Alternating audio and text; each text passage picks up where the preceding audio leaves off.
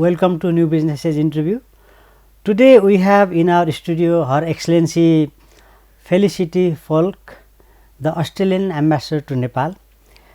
Australia has a long relationship with Nepal, not only in the government to government level, but also in people to people level and business to business level.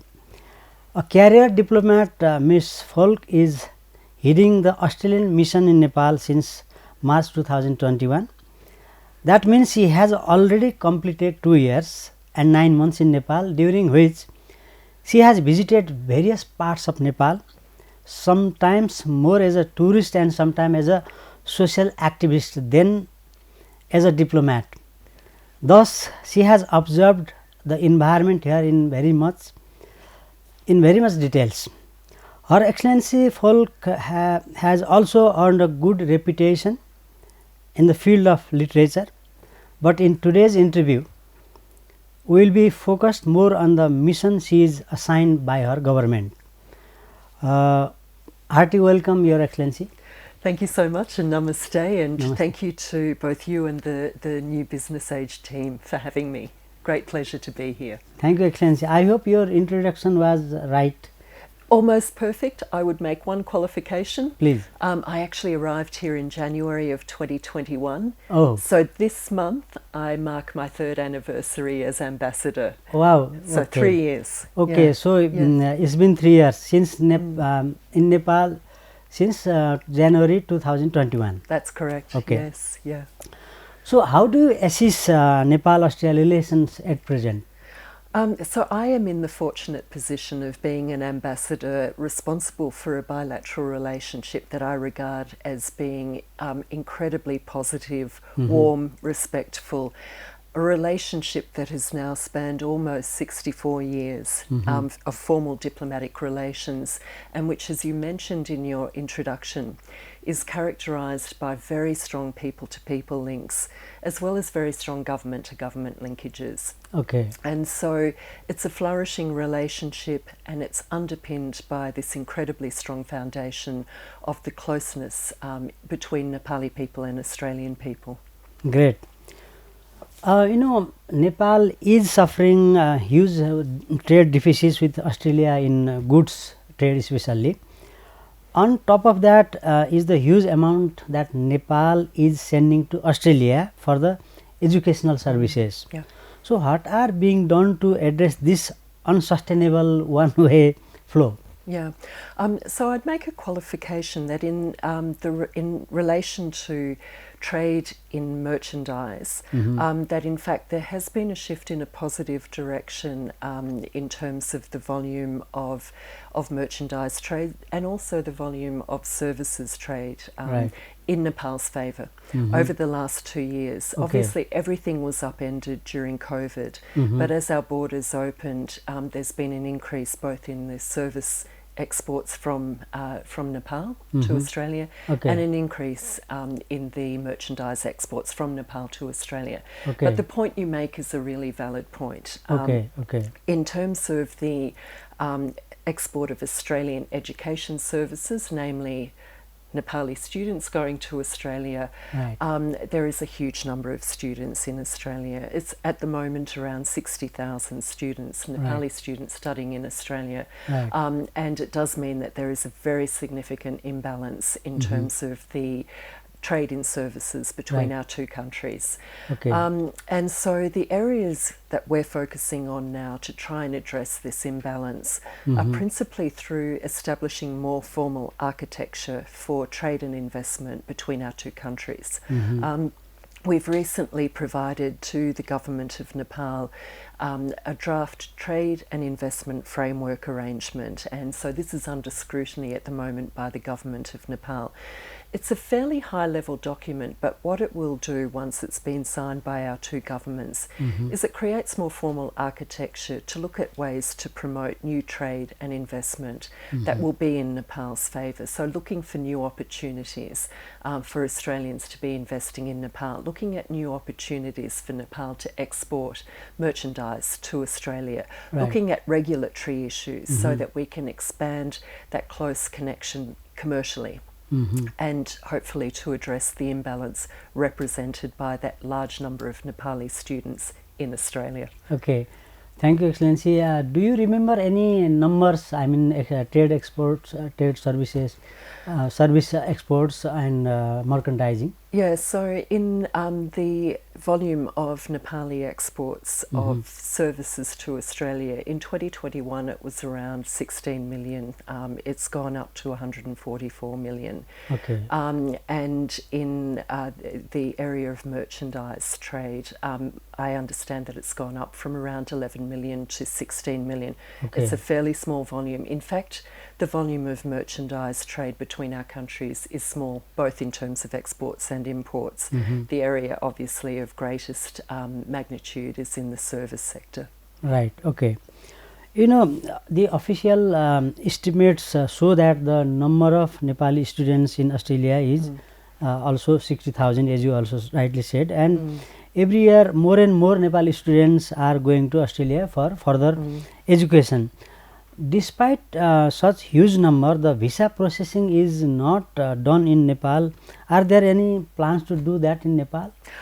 I'm asked this question so many times. I know that there is a very strong desire to have Nepali visas for Australia processed here in Nepal. What happened around 20 years ago was part of a global strategy by our Department of Immigration, now our Department of Home Affairs. A decision was taken back then to hub the visa processing arrangement so that there are only a very small number of centres globally where Australian visas are processed. And in terms of the South Asian region, a decision was taken to hub everything to our embassy in New Delhi. And so our embassy in New Delhi not just services the Indian population and the Nepali population, but it looks after Bangladesh, it looks after Sri Lanka, Bhutan, Pakistan. SAARC countries almost. SAARC countries pretty much. I have spoken several times to our Department of Home Affairs about whether there would ever be a move back to process visas here. The consistent message is that it will not happen, and it won't happen simply because it is so much more cost efficient, but also efficient in terms of our processing arrangements to have all of the visitor visas processed in New Delhi. All of our visas are processed online. We are well past those days where passports were sent back and forth between countries. Everything is done online. It's an electronic visa. And it means that, in fact, it's just as efficient for a Nepali applicant to lodge online, for it to go to New Delhi for processing, and then the visa to be issued electronically here in Nepal. It doesn't take any more time. Great. You know, another side of the story about Nepali students in Australia is that almost everyone here believes that most of them will not come back to Nepal and contribute for Nepal's development. So, and there is a voice being raised throughout the world, including Nepal, that developed countries are benefiting from these human resources, while least developed countries and developing countries are losing. So, how is Australia addressing this situation? It is, as you've identified, a global issue and a global problem and a challenge for everybody. And it's clearly not just a problem for Nepali students going to Australia. Nepali students are going all around the world, but a very large number are going to Australia. And so it's something that I'm very conscious of and look at very closely because, as you'd be aware, Australia has a very significant development program in Nepal, and we're very keen to contribute to Nepal's prosperity, its stability, its security, and its long-term success as a country. And I watch with great concern the number of Nepali young people, particularly between the age of 25 and 40, who are leaving the country, whether for study or for work, and who often end up making a permanent home for themselves in places like Australia. So I'm in constant conversation with the leadership in Nepal about ways to address these issues. In the education space, one of the things that we're looking at is delivery of dual degrees, so that a student, a Nepali student, could stay, for example, at Kathmandu University and do 2 years of a bachelor degree, and then go to Australia and do 2 years of a degree in Australia. They would get a degree that was awarded by Kathmandu University and by the institution in Australia. So they'd end up with 2 degrees. It would mean that there would be greater contributions to development of the higher education sector in Nepal because of this closer institutional cooperation. So we're working on practical ways to ensure that Nepali students have more opportunities for a high quality Australian recognised education here in Nepal, and there are a few models where that's already happening, and I hope that that will expand. We're also working really actively through our Australia Awards Scholarship Program to provide high quality internationally recognised qualifications to Nepalis at master's level. So we've just awarded another 21 scholarships at master's level for Nepali leaders of the future. And people who will come back because it's a requirement under the scholarship program to come back and to contribute to Nepal's development. But I think that this is probably a question that is best posed to the Nepal government itself, because I think the issue is around what employment opportunities are there in Nepal, what income earning opportunities are there in Nepal, what opportunities are there for Nepali entrepreneurs to grow a successful business here. Because until there's a reason to stay in Nepal and to earn an income that's commensurate with what you could earn in Australia or the US or the UK or wherever, there will always be a pull factor to other countries for young Nepalis to look for opportunity elsewhere. So the key to all of this, I think, is growing good opportunities here in Nepal that will keep people here, or where they could go and have a global education but come back and bring their networks and experience and their qualifications back here to contribute to Nepal. And it's my consistent message when I'm talking to students, prospective students, when I'm talking to young people, I'm always encouraging them to get that global experience in education, but to come back and to develop to Nepal, to contribute to Nepal's development and Nepal's economy. Okay, that's great news. Thank you so much. You know, another piece of data shows that the number of Nepali origin people in Australia is some 1,30,000. So has not this number is huge, and that is causing any discomfort in Australia, as the migrants from other countries are also reporting causing problems frequently? So my starting point would be to say that the Nepali migrant population in Australia is much beloved. There is a great affection and a great respect for the Nepali community in Australia. In fact, I just last week looked at the most recent statistics on this, and the results as of the 31st of October of 2023 from our Australian Bureau of Statistics is that there are now 151,000 Nepalis who've made Australia their home. This means that the Nepali population is the 10th largest migrant community in Australia, which I find extraordinary.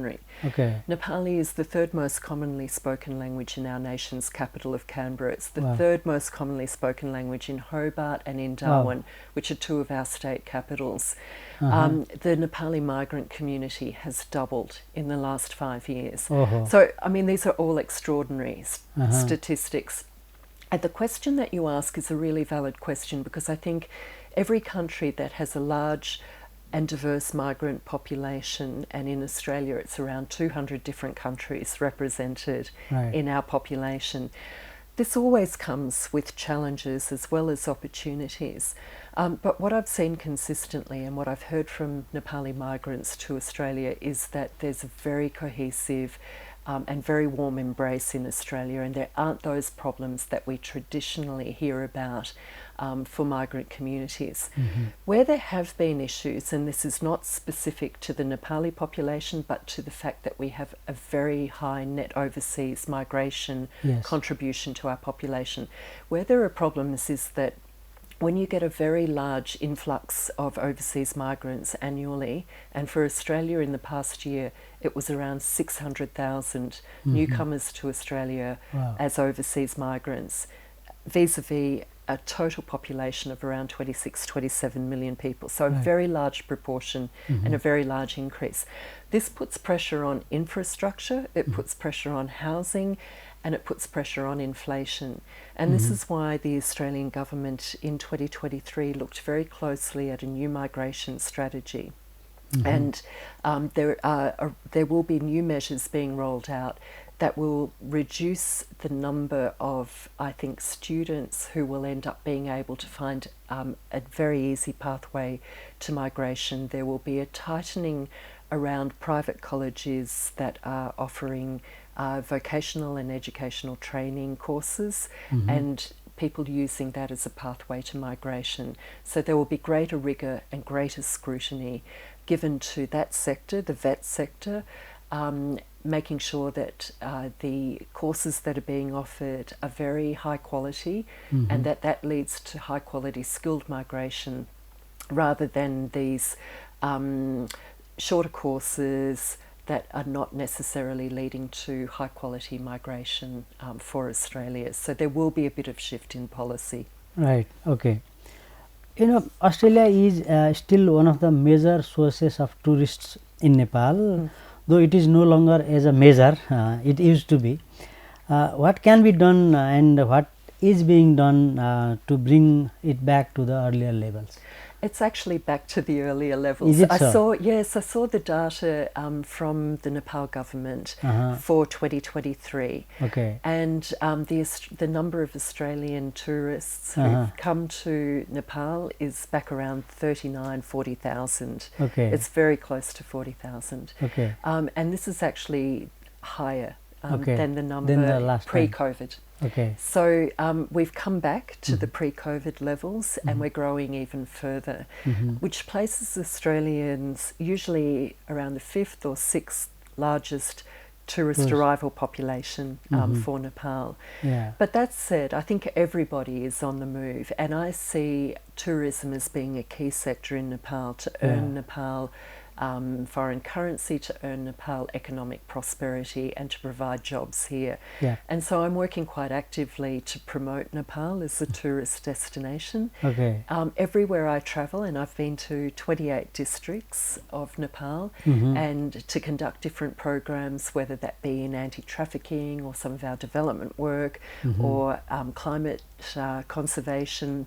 In all of my travels, I also very actively promote tourism to wherever I go, and I think I've been recognised as someone who's really actively pushing for the promotion of Nepali tourism and Nepali culture, and I do this because I want to do in some small way to contribute to the growth of tourism for Nepal.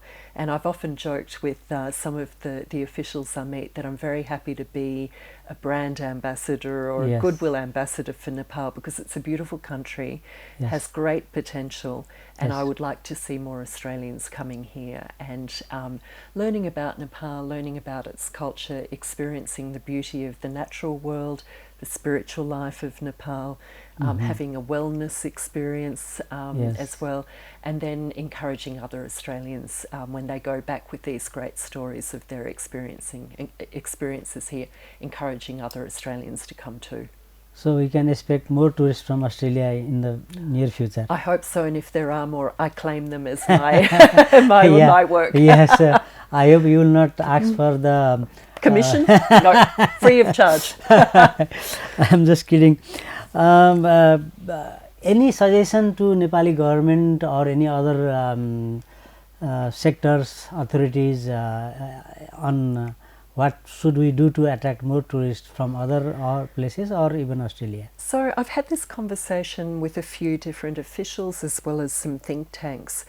Areas where I feel that Nepal has not yet completely tapped into the potential it has are in these emerging sectors, for example, of food or culinary tourism. I mean, Nepal, with its, well over 100 different ethnicities, all of which have different language traditions, different cultural food traditions, would be such a great experience for people to come here for food tourism and to travel to different key locations and to have a different experience of Nepali food culture. Right. across the different ethnicities. I would also encourage Nepal to develop further its wellness tourism. People in countries like Australia are prepared to pay significant money for a package of spa, health, meditation, yoga in a very high quality institution or location. Right. And so there again, I think there's a lot of potential for Nepal. I think also around spiritual tourism, I know that there are many, for example, Indian pilgrims who come to experience Nepal's spiritual life and the most revered locations, spiritual locations. But I think it would be possible to tap into, say, a broader Australian group of tourists who are interested in spiritual tourism, the experience of different pilgrimage sites. There's a growing Buddhist population in Australia. I think tap into that. But my key message to the government of Nepal would be around development of a very clear and very attractive Nepali tourist brand, and to promote that actively through embassies of Nepal to different countries. For the Nepal Tourism Bureau to run some very high-profile campaigns that are selling the beauty of Nepal, the opportunities for great, interesting tourism here, and to get that message out into the global tourist arena, because I don't feel that's happening consistently and actively at this point in time. I think there's still some catching up to do after COVID. This direct air services, that could be one measure for that, to increase the tourists. And why no air service started despite air service agreement already in place, and what are the obstacles? Are there some initiative being taken from either Nepal or Australia side for this? So there's a very major initiative underway at the moment. Nepal Airlines is actively engaging with authorities in Australia to establish the first direct flights between Kathmandu and Sydney at the moment. And in fact, my Deputy Head of Mission just today was meeting again with Nepal Airlines to talk about their forthcoming trip to Australia. So there's a significant regulatory process to go through to gain approvals for direct flights, and Nepal Airlines is in the process of that regulatory process. So they're going through the different stages of regulation. At the moment, there is communication between our Civil Aviation Safety Authority, CASA, and CAN here at the Nepal end around safety issues. And this is all worked towards the first direct flights, as I said, into Sydney Airport. There's already been a conversation with the Sydney Airport Corporation. There are berths available for Nepal Airlines once the approval process is complete. So I'm hopeful that at some point in the coming year a decision will be taken. It's usually a 7 to 12 month process. We're well and truly halfway through that process. So simply to reassure you that things are in hand, activity is being taken, and I'm hopeful, that there will be an outcome sometime during this year. Wow, that's another great news. Anyway, thank you so much. Australia is one of the major sources of foreign direct investment in Nepal, being placed on 6th position, I think you also mentioned, according to our central bank survey published just last year. So still the share of Australia on total FDI stock in Nepal is a mere 5.3%, is per the NRB sources. So why are Australian investors, in your opinion, not interested in Nepal? And are there some initiatives being taken in this regards as well? So I think Nepal is actually quite a challenging investment environment for Australians, but also for people from North America and from Europe. And I speak to my diplomatic colleagues about our different countries' investment engagement in Nepal. The message is consistent that while Nepal has a relatively good investment regulatory environment. It's the implementation of those regulations that makes it challenging for foreign direct investors. And this is around issues like transparency, accountability, the rule of law. And so in the conversations I have with officials of the government, my conversation is usually around what can be done to make this a more secure, a more certain investment environment, so that I can then encourage Australian investors to consider opportunities here.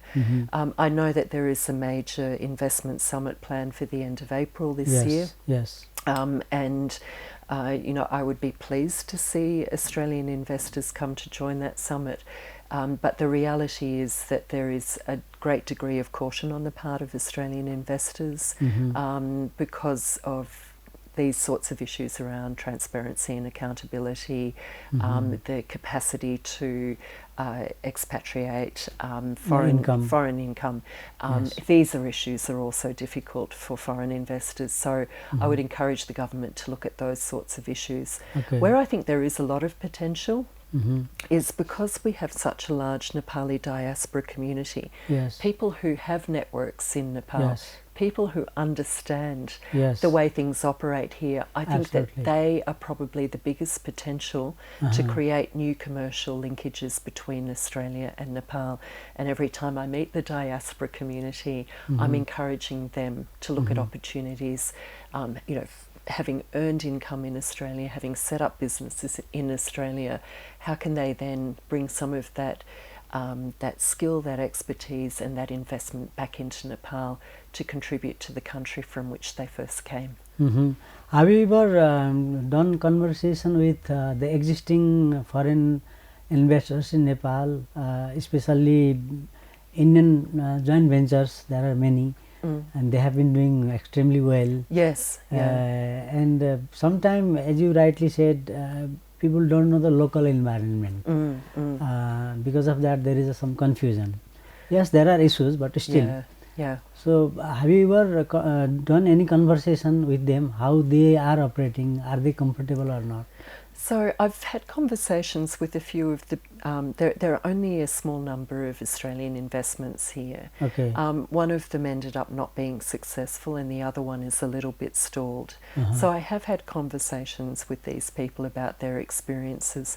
I think the point that you made about the success for Indian investors, for example, here, is actually a really pertinent one in the Australian context, because again, Australia has close economic linkages with India. We've got a large Indian population in Australia. And so one of the areas that I've encouraged people to think about is what sort of joint venture between, say, an Australian company and Indian company here in Nepal might be an opportunity, because I think Australians could take advantage of Indian knowledge and Indian way of operating the things. Yeah, exactly. So come together and then invest in Nepal with that solid foundation of Indian experience here and Indian understanding. And that's where I think, again, there's potential for Australian investors to tap into that know-how and then to engage in the Nepali market. You know, last time I had interviewed Mr. Tim Gosar, who has been running this Dolma fund, brings investment from UK and all that. And I asked him that, how are you feeling? I mean, what are the obstacles you feel? He said, everything is fine except it's very sometimes difficult to get an appointment with the bureaucrats. I said, I don't think that is the case. Maybe you are too formal sometimes. And after our interview, and I tried to call the, fix an appointment for him. And I told him that how it is done here. Sometimes people don't know the local environment, that also causes a problem. Anyway, we'll discuss that. The another question is, Australia is one of the very important aid providers to Nepal. So what are the major ongoing projects and do you assist the progress in them? So at the moment in the current financial year, Australian bilateral aid to Nepal is valued at around 28 million Australian dollars. It's a mix of direct bilateral funding, and the embassy is the manager of that funding, but we also have funding come out of different buckets in Australia, regional buckets, for example, or our funding through different UN agencies, or our funding through different programs that are run out of our headquarters in Canberra. So the range of projects that we support here are focused on issues such as subnational governance. It's one of our flagship programs. It's worth around $5 million a year, and it's been running since 2017. What happened at that time was obviously with the passage of the new constitution for Nepal, the decision to shift to a federalist structure. Australia responded to the priorities identified by the government of Nepal, that it was important to support the government in its implementation of federalism, with a focus at that point on local service delivery and how do you build capacity in local government in this new structure and in provincial government to be able to service the needs of their communities. And so we've worked since 2017 in that space very successfully. It's an award-winning program that we've been running in partnership with the Asia Foundation, but working across 7 key municipalities to support legislative and regulatory development, to support judicial operating committees, to support community mediation, to support the delivery of inclusive services. So there's that. We work very actively in the climate resilience space, and we're working in partnership with ICIMOD to support local governments to access climate funds, to support local governments to deliver nature-based solutions to climate change, livelihoods development. We've worked really actively in the water resource management space, so working on the development of river basin plans alongside the Water and Energy Commission Secretariat. So we've worked a lot in Kamala Basin, we're working in Koshi Basin to support water resource management and climate resilience. I would say one of the key areas that speaks very directly to my own heart is around inclusion through our development program, and that's gender equality and social inclusion for people living with disabilities and marginalised communities. And so we've been working with the International Foundation for Electoral Systems and the Swiss government on support for local women, and especially Dalit women, to train them towards community leadership in the local government space. And we've been doing that with great success and seeing an increase in the number of women involved in local government. So that's sort of the gamut of the work we do. We work in every sector, in every province, through our NGOs, international NGOs, working in cooperation with their local partners. I could go anywhere in the country and I can see Australian development activities supporting at the grassroots community development for Nepalis, wherever they've come from, whatever conditions and circumstances they face in their life, whatever gender, whatever caste, whatever religion, we are there at work side by side with every Nepali. Okay. So what are other major projects planned for Nepal Australia cooperation? So this is going to be, I think, quite a big year for us. As I said earlier in the interview, I'm hopeful that this year we will be signing with the government of Nepal the Trade and Investment Framework Arrangement, and I think that will underpin an expansion of our trade and commercial ties with Nepal. This year we will have the biannual bilateral consultation mechanism talks. I'm looking forward to having those talks with the recently appointed Foreign Secretary, a historic appointment for Nepal, Nepal's first female Foreign Secretary, Madam Sewalamsa. Yes, so we'll be having major bilateral talks this year. We had a big year last year with the first visit in over 30 years of an Australian official with the title Minister. We had our Assistant Foreign Minister visit, a very successful visit in May of last year, and that was followed in October by the first speaker-led parliamentary delegation from Australia. They were here for almost a week, looking at the bilateral relationship and some of the key areas of the partnership. So there's been this really increased momentum in the government-to-government linkages. We'll see more of that in this coming year.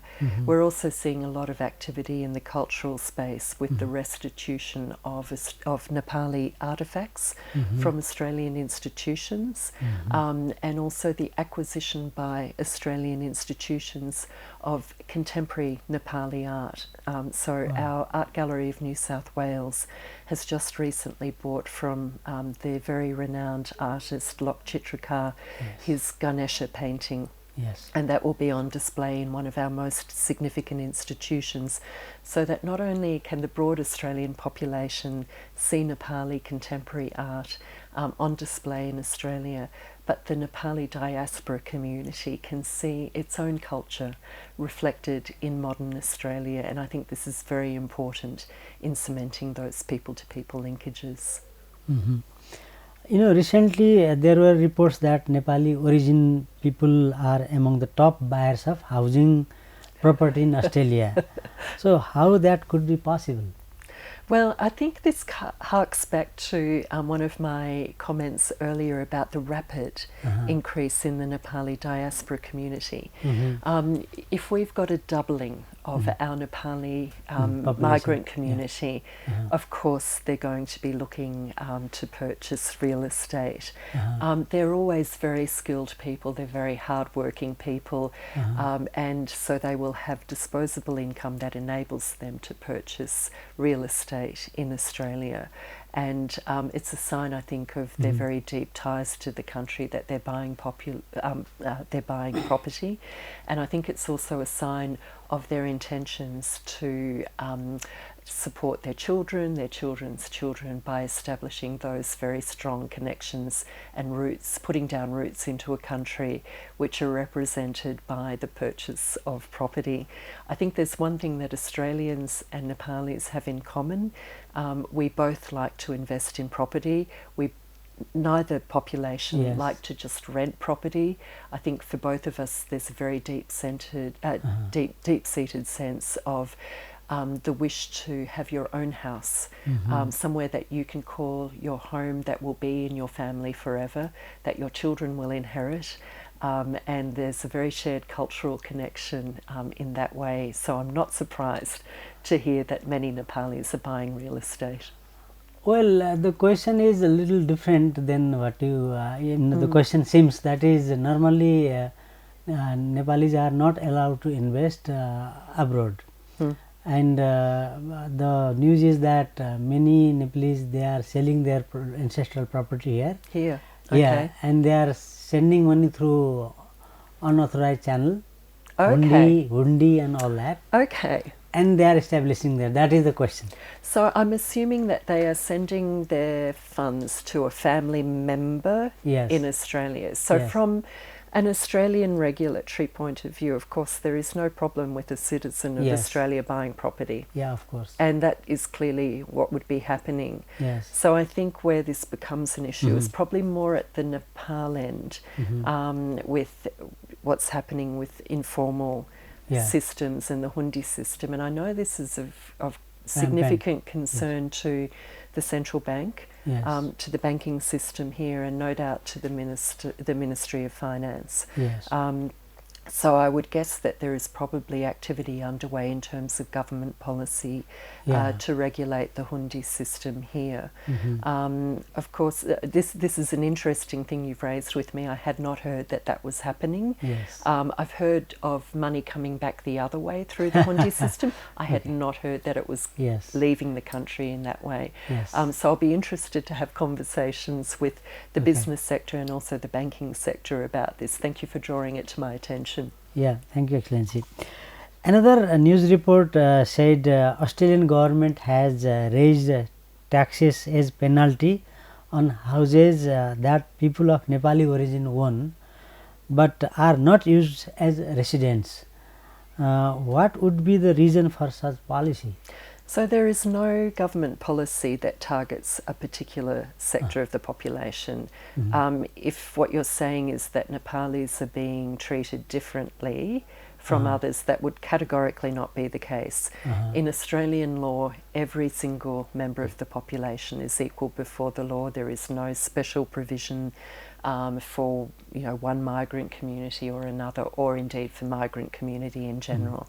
So any changes to taxation of property would be directed at every single person in the country. But I would also emphasise that taxation of property is not at the federal government level in Australia, it's at the state level. Okay. And so this would be a decision taken by an individual state for all people in their state. Okay. And I think perhaps what you're referring to is that there is a concern that while we have a housing crisis in Australia, which we do, there are very few properties available. There is a concern that there are investors who have bought multiple properties to rent out, and that this is contributing to the housing crisis. So it's possible that some states are taking individual decisions to increase the liabilities on investors who have property that they're leasing out, so landlords. But this is not directed at the Nepali community. It is not a federal government policy, and it is not consistent across all states. These would be measures taken state by state. Right, right. Yeah.